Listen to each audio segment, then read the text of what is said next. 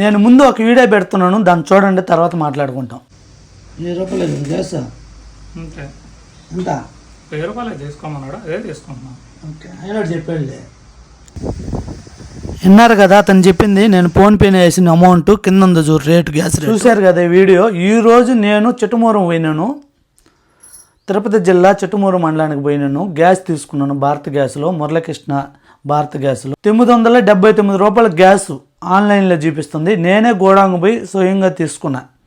అక్కడ అడిగితే ఎంత గ్యాస్ అని చెప్పి 1000 రూపాయలు అని చెప్పి అమౌంట్ వేయించుకున్నారు ఫోన్పే ద్వారా. తర్వాత వాళ్ళు ఓనర్ నోడు అడిగిన గ్యాస్ ఏజెంట్ని, అతను అదే మాట చెప్పాడు.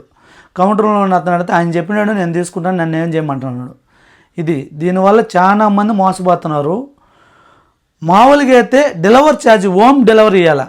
హోమ్ డెలివరీ ఈకనే మనం అక్కడ పోయి తీసుకున్నా సరే సెల్ఫ్ సేమ్ అదే అమౌంట్ తీసుకుంటున్నారు. 7 రూపాయలు తీసుకుంటున్నారు, 20 రూపాయలు ఎక్స్ట్రా తీసుకుంటున్నారు.